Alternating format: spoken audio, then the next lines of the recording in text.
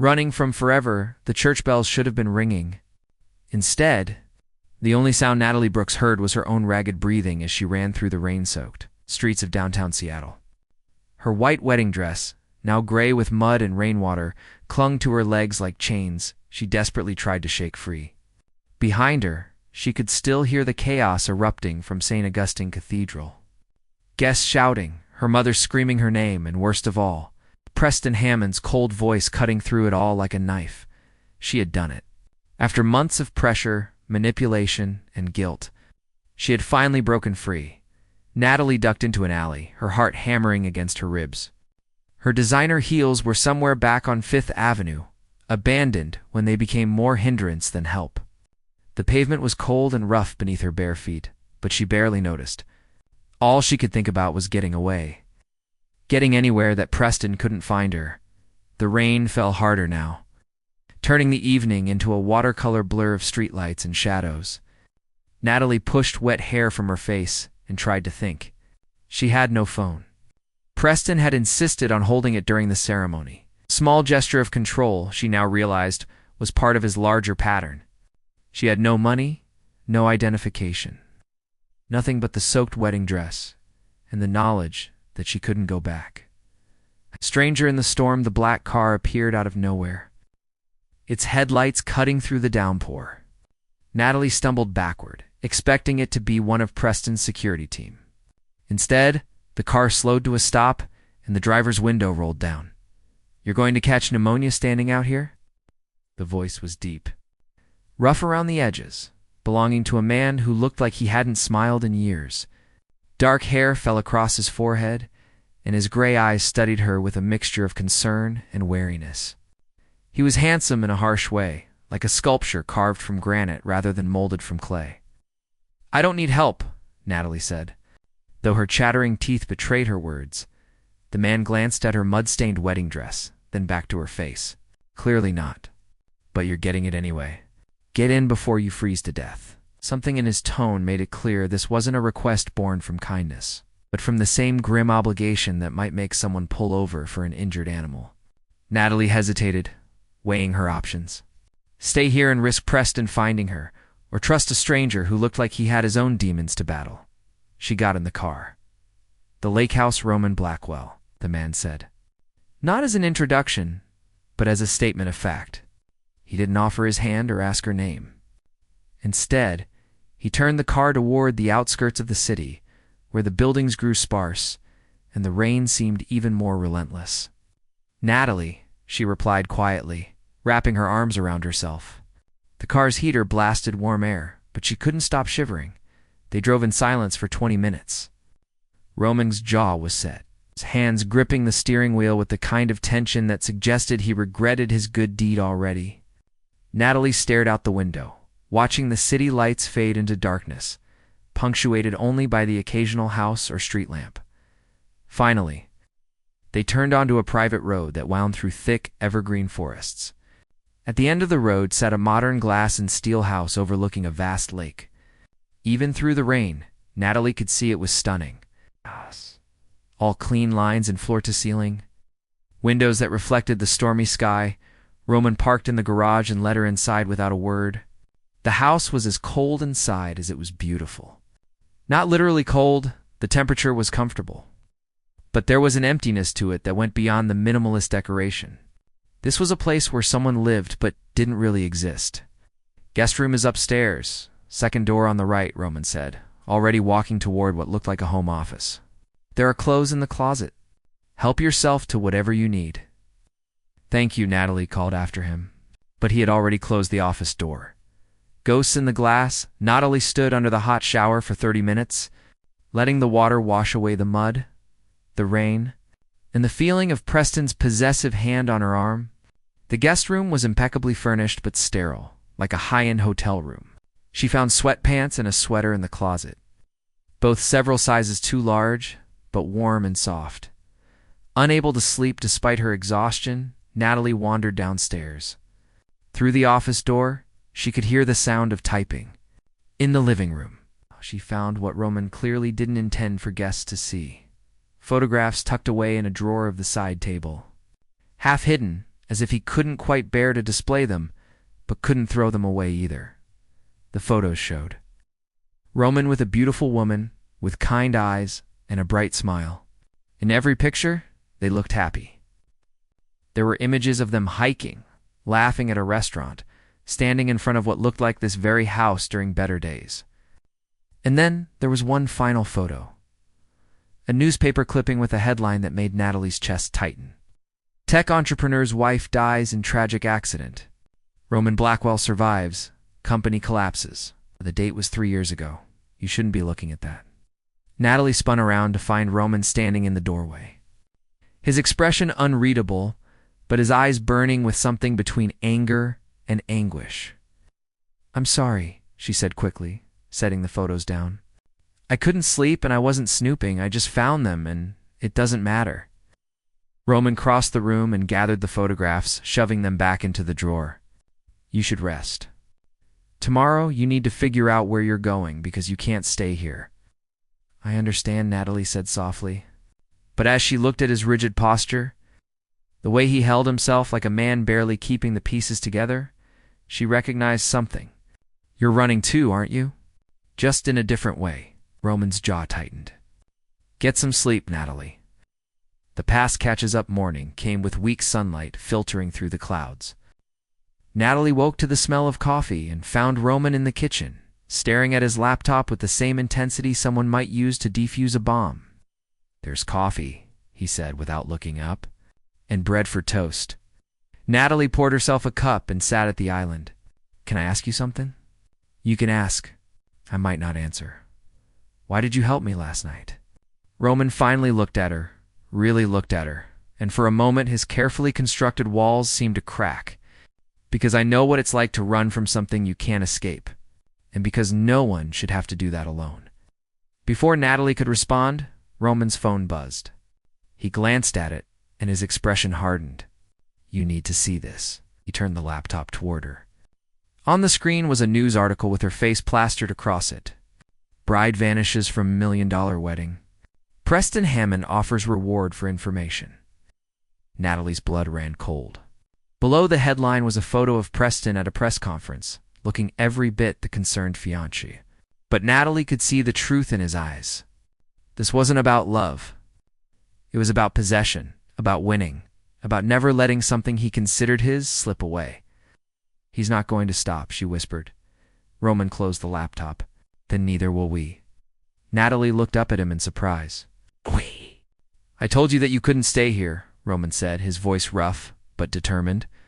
"I didn't say I was going to let you face this alone. If this Preston wants to find you, he's going to have to go through me first." For the first time since she ran from that church, Natalie felt something other than fear. She felt hope. Outside, the rain had stopped, and weak sunlight broke through the clouds. It wasn't much, but it was a start. And as Roman began making phone calls to lawyers and security consultants, Natalie realized that sometimes salvation came from the most unexpected places. Sometimes it came from a stranger who understood what it meant to run from the past, even if he couldn't outrun his own. Walls began to crumble. 3 days passed in Roman's lake house, and Natalie found herself caught between two worlds. One where she was constantly looking over her shoulder, jumping at every car that passed on the distant road, and another where, for the first time in years, she felt like she could breathe. Roman had hired a lawyer, a sharp woman named Barbara Chen, who specialized in breaking coercive contracts.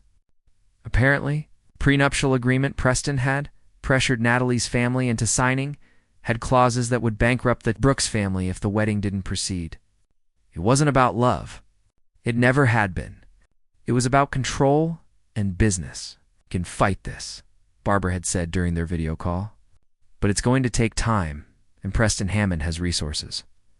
You need to stay hidden until we can build our case." Now, as Natalie sat in Roman's living room, watching the sun set over the lake, she felt the weight of everything pressing down on her. Her phone, which Barbara had secured for her, kept buzzing with messages from her mother. "Natalie, please come home. We can fix this. Your father is having chest pains from the stress. How can you do this to us? Preston says he forgives you. He still wants to marry you. Just come back. Each message felt like a fishhook pulling at her conscience, trying to drag her back into the water where she had nearly drowned. You should eat something. Natalie looked up to find Roman standing in the doorway holding 2 plates. Over the past few days, she had learned that cooking was one of the few things that seemed to calm him. He wasn't particularly skilled at it, but there was something meditative in the way he chopped vegetables or stirred pasta sauce. You didn't have to do that, Natalie said. Accepting the plate of grilled chicken and roasted vegetables, I was making it anyway. Roman sat in the chair across from her, maintaining his careful distance. He always did that, always kept space between them as if proximity itself was dangerous. They ate in comfortable silence, something Natalie had learned to appreciate. Roman wasn't one for small talk or empty pleasantries. When he spoke, it meant something. Barbara called me today, he said finally. Preston hired a private investigator, someone named Warren Price. Former FBI, very good at finding people who don't want to be found. Natalie's appetite vanished. How long do we have? A week, maybe 2 if we're lucky. This house isn't exactly a secret. I've owned it for years, and my name is still attached to enough business records that someone determined could trace it. Roman set down his fork, his gray eyes meeting hers. I have a cabin in the mountains. Further north, under a shell company name. We could go there. Natalie repeated, the same surprise she had felt days ago returning. Roman, you've already done so much. You don't have to keep protecting me. I know I don't have to. His voice was quiet but firm. But I'm going to anyway. The truth in the darkness that night, Natalie couldn't sleep. She found herself drawn to the living room windows, staring out at the lake. The moon was full, painting everything in silver light. She heard footsteps behind her and turned to find Roman, also unable to rest. Does it ever get easier? She asked. Running from the past? Roman joined her at the window, his reflection ghost-like in the glass. No, you just get better at carrying it.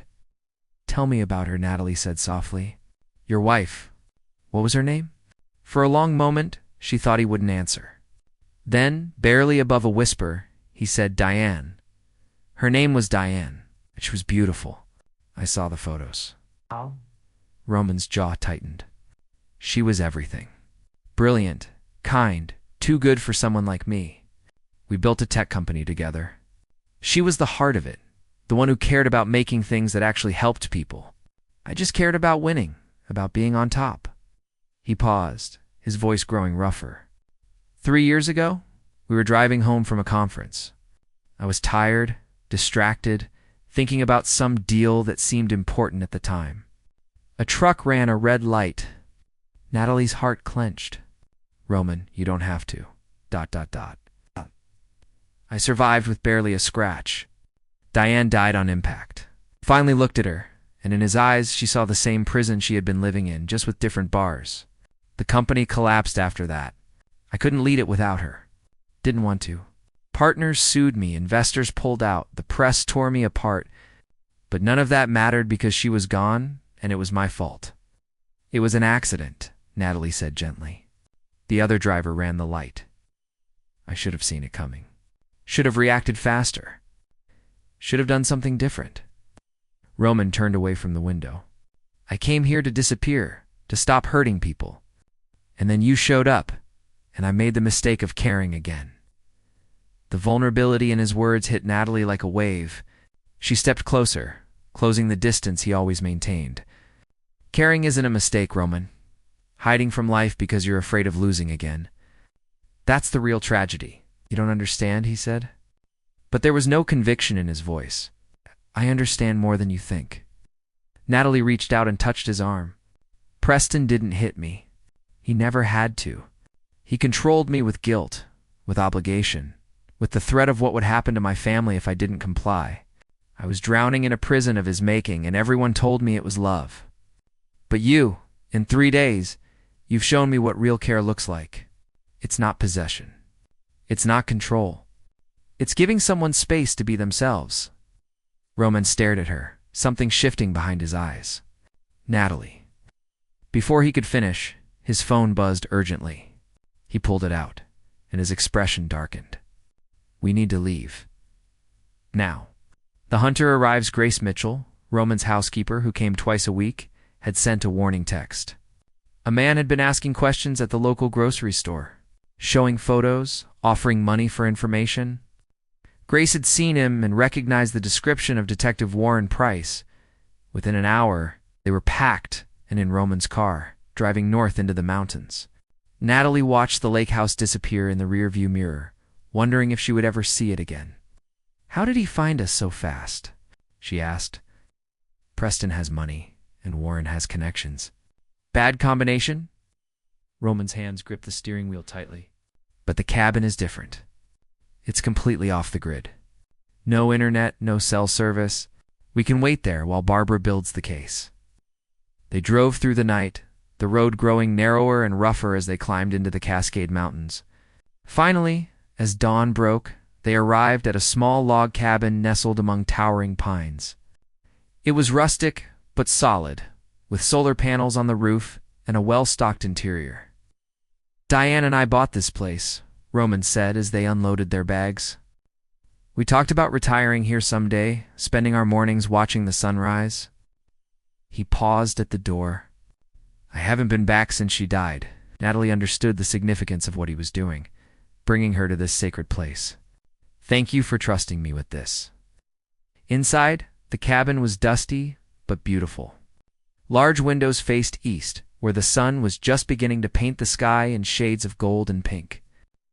There was a stone fireplace, a small kitchen, and a loft bedroom accessible by a wooden ladder. "You take the loft," Roman said. "I'll sleep on the couch."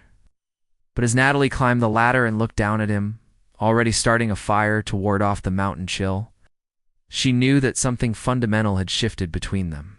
The walls he had built so carefully were beginning to crack, and she was finding her own strength in the process. A moment of peace. Next few days in the cabin were the strangest of Natalie's life. Cut off from the world, she and Roman fell into an unexpected rhythm. He taught her how to chop wood properly. She discovered a love for cooking over the fireplace. They played cards in the evening, talked about everything and nothing, and slowly, carefully, began to heal. One afternoon, while Roman was checking the solar panels, Natalie found a box of Diane's things in a closet. Journals mostly filled with sketches and notes about technology ideas. On the last page of one journal, Diane had written something that made Natalie's eyes sting with tears. "If I die before Roman, please tell him that loving him was never a burden. Tell him to live again, to love again, to stop punishing himself for being human. Life is meant to be lived, not endured." That evening, as they sat by the fire, Natalie told Roman what she had found. He listened in silence, his face unreadable in the flickering light. "She always was smarter than me," he finally said, his voice thick with emotion. "She loved you," Natalie said, "and I think she'd want you to know that what you're doing now, helping me, choosing to care despite the risk, that's not betraying her memory. It's honoring it." Roman looked at her, and for the first time since they met, he smiled. It was small, tentative, but real. "When did you become so wise?" "Somewhere between running from a wedding and hiding in a mountain cabin with a grumpy billionaire." He laughed, an actual laugh. And the sound filled the small cabin with warmth that had nothing to do with the fire. The knock at the door. They had 5 perfect days.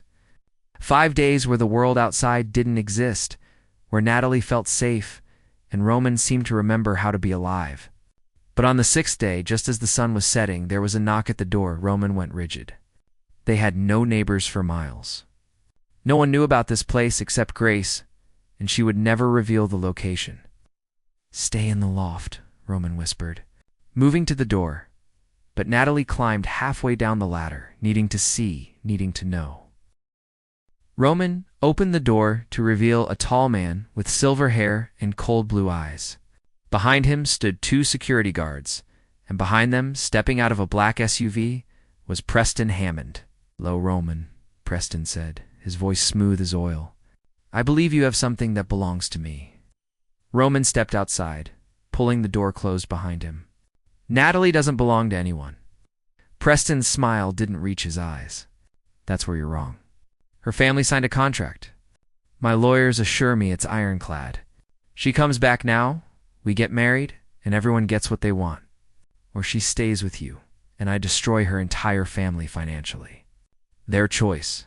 She's made her choice, Roman said, his voice dangerous and low. Has she? Preston looked past Roman to the cabin.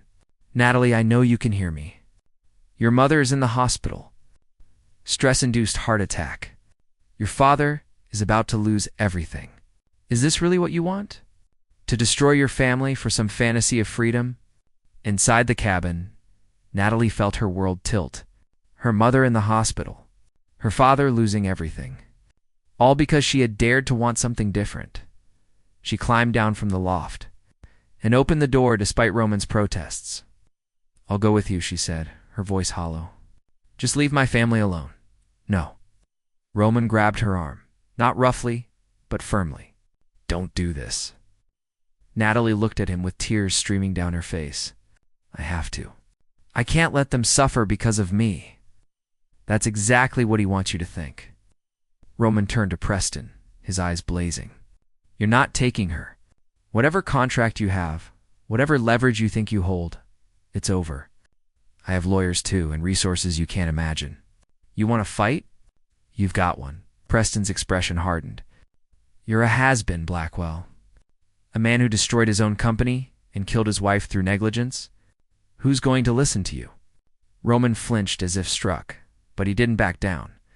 Someone who's lost everything has nothing left to lose.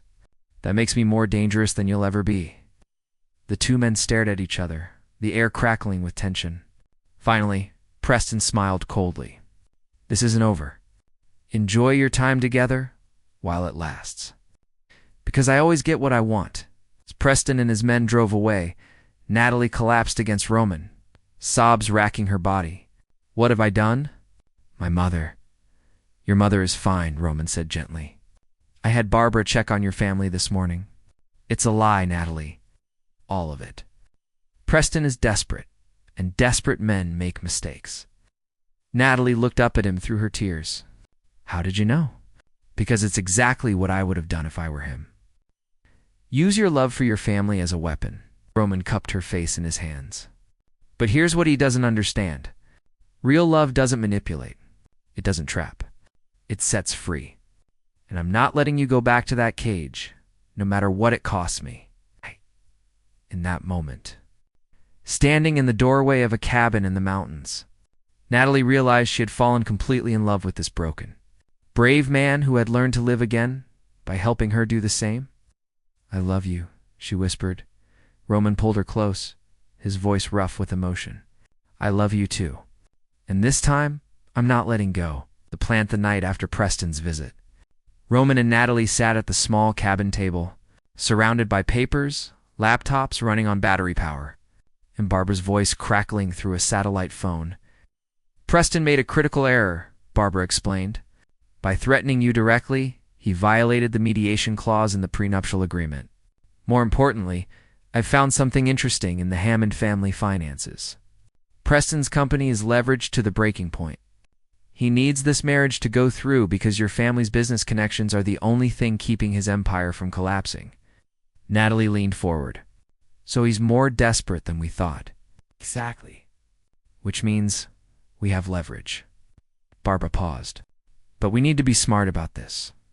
I've scheduled a hearing with Judge Helena Cortez for next week. She's fair, notoriously unsympathetic to coercion, and she owes me a favor. If we can prove that Preston manipulated your family and you into this engagement, she can dissolve the contract. Roman frowned. That means going public. Coming back to Seattle? It's the only way, Barbara said. Natalie needs to face this directly. And Roman, you need to be there too. Your testimony about what you witnessed could be crucial. After they hung up, Roman sat in silence, staring at the fire. Natalie knew what he was thinking. Going back meant facing the world that had torn him apart 3 years ago. It meant photographers, questions, people dredging up Diane's death. You don't have to do this, Natalie said quietly. I can face Preston alone. Roman looked at her, his gray eyes reflecting the firelight. Do you remember what I told Preston? That someone who's lost everything has nothing left to lose? I meant it. But I was wrong about one thing. I do have something to lose now, and I'm not going to let that happen by sitting here in hiding. Natalie crossed to him and took his hands. Then we face this together. Together, he agreed. Homecoming 5 days later, they drove back to Seattle. The city looked the same, but everything felt different. Natalie wasn't the terrified runaway bride anymore. She had found her strength in a lake house, in a mountain cabin. In quiet conversations and honest vulnerability, Roman had arranged for them to stay in a secure apartment downtown. 1 floor below where Barbara had her office, security cameras covered every entrance, and a team of bodyguards that Roman had hired kept watch around the clock. Preston knows we're here, Roman said, watching the street below. He'll make a move before the hearing. He was right. That evening, Natalie's phone rang. Her mother. Natalie, thank God. Please, we need to talk. Can I come see you? Something in her mother's voice sounded wrong. Too practiced, too careful. Mom, are you okay? Are you being forced to call me? Pause. Then Claire Brooks' voice cracked. He's here, Natalie. Preston is here, and he says if you don't meet with him tomorrow, he'll release fabricated evidence that your father embezzled money from Hammond Industries. It's not true, but he has fake documents, fake witnesses. It will destroy us even if we eventually prove it's false. Natalie's blood ran cold. She looked at Roman, who was already texting Barbara. Tell Preston I'll meet him, Natalie said. Tomorrow at noon. But not alone, and somewhere public. The meeting they chose a restaurant downtown, glass-walled and always crowded. Roman, Barbara, and 2 bodyguards accompanied Natalie. Preston arrived with his lawyer and Detective Warren Price, who had been working for him all along. Preston looked immaculate as always, his suit pressed, his smile cold. But Natalie could see the cracks now. The tightness around his eyes, the way his fingers drummed against the table.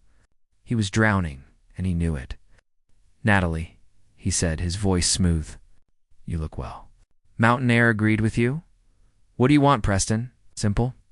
Marry me next week, quietly, and I'll forget all of this happened. Your family stays safe, you get a comfortable life, and everyone wins. Except Natalie, Roman interjected, who loses her freedom, her dignity, and her future. Preston's eyes flicked to Roman with barely concealed contempt. This doesn't concern you, Blackwell. Though I suppose I should thank you for keeping her safe while she worked through her cold feet. It wasn't cold feet, Natalie said firmly. It was clarity. I don't love you, Preston. I never did. And more importantly, you don't love me. You love control, power, the idea of winning, but I'm not a prize to be won. Preston's mask slipped slightly. Your family signed a contract. A contract signed under duress, Barbara interrupted, which makes it invalid. We have testimony from 3 different witnesses who heard you threaten the Brooks. Family financially, if they didn't agree to the marriage terms? That's coercion, Mr. Hammond. Preston's lawyer leaned in, whispering urgently. Preston waved him off. Fine, you want to fight this in court? Let's fight. But when Judge Cortez hears about your little affair with a disgraced CEO, when she sees the photos Warren has been taking of you two, when she learns that you ran straight from our wedding into another man's bed, how do you think that will look? Natalie felt her cheeks burn, but Roman's hand found hers under the table. Steady and strong. It will look like a woman escaping an abusive situation found someone who actually cared about her well-being. Barbara said coolly, Nice try, Mr. Hammond, but Judge Cortez isn't swayed by Victorian morality. She cares about the law, and the law is on our side. Preston stood abruptly. This isn't over. Actually, a new voice said from behind them. I think it is. Everyone turned to see an older man with silver-streaked hair and Natalie's same green eyes. Thomas Brooks, Natalie's father, who she hadn't seen in 2 years.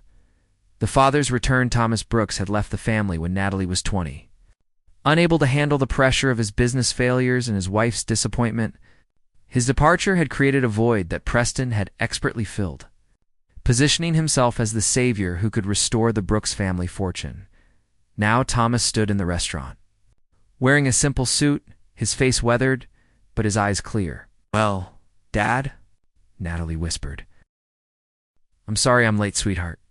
Thomas approached the table, his gaze fixed on Preston.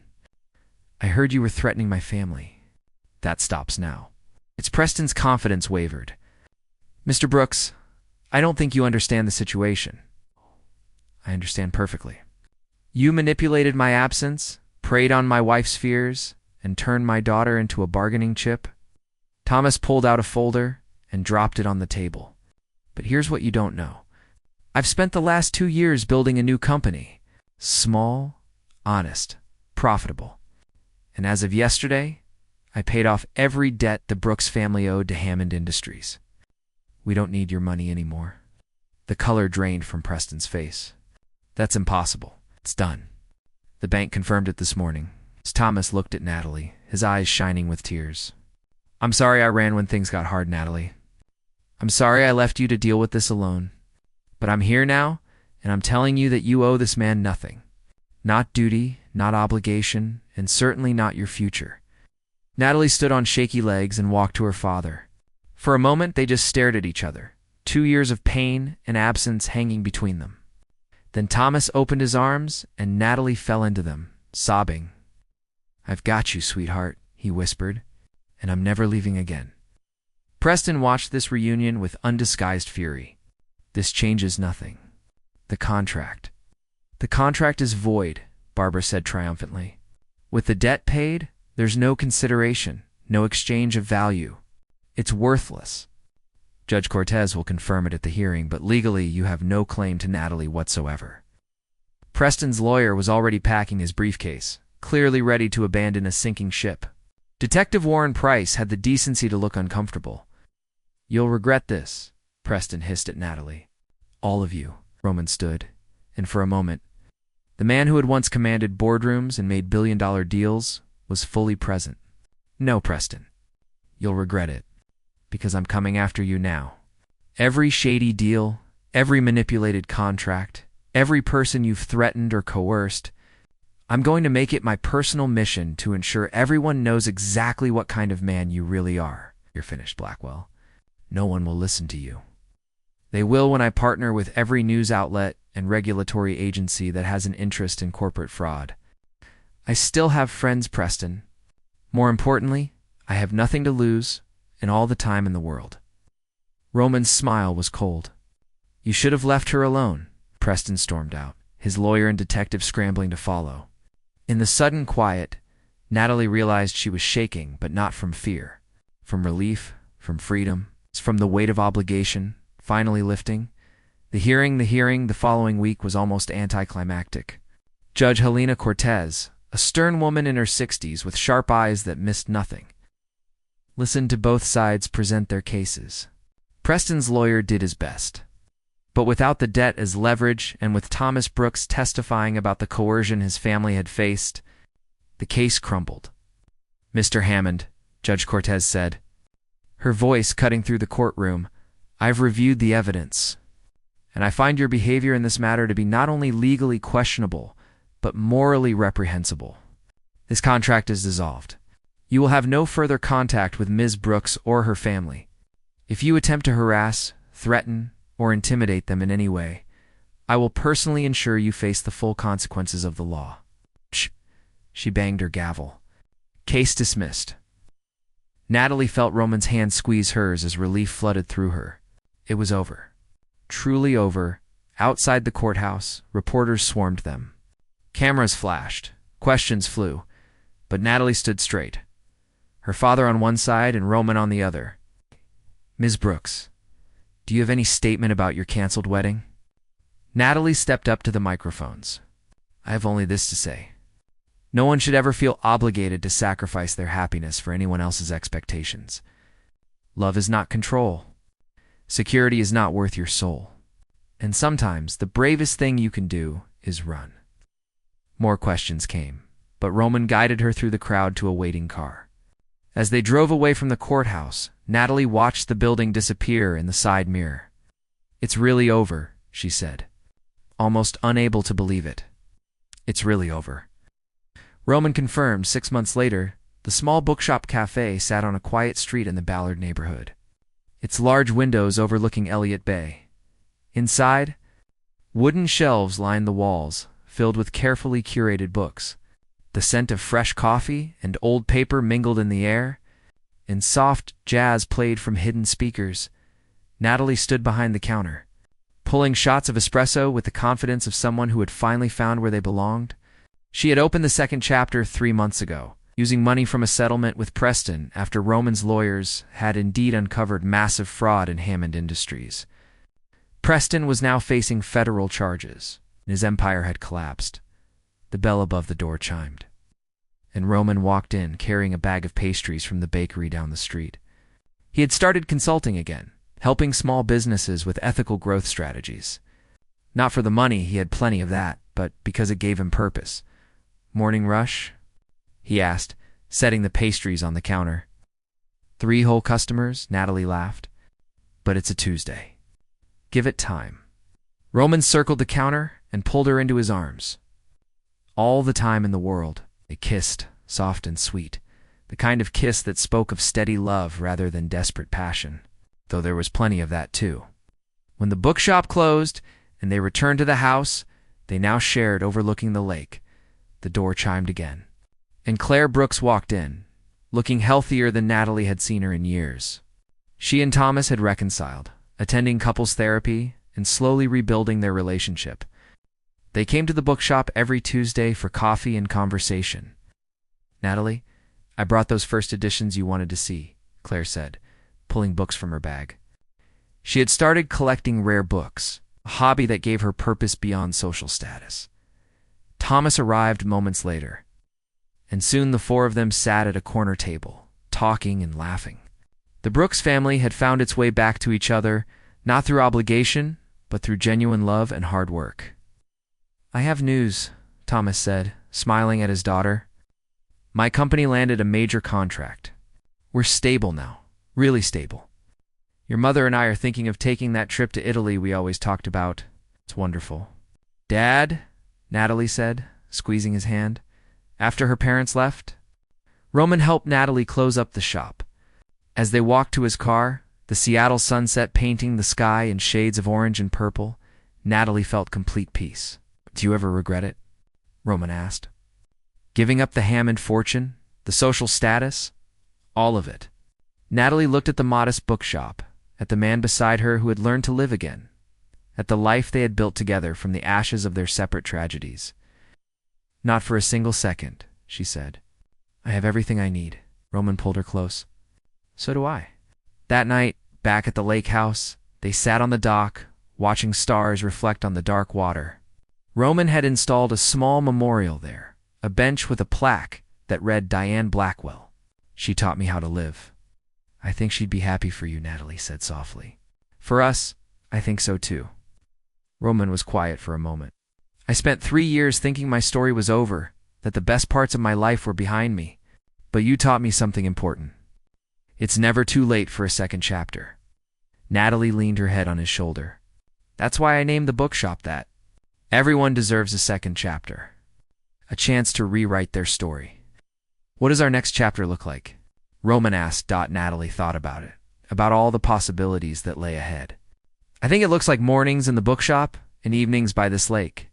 Sunday dinners with my parents, maybe someday a family of our own. But mostly, it looks like 2 people who found each other when they needed it most, choosing each other every day." Roman kissed the top of her head. "I choose you, Natalie Brooks. Today and every day after, I choose you too, Roman Blackwell." Above them, stars wheeled in their eternal dance. Behind them, the lake house glowed with warm light.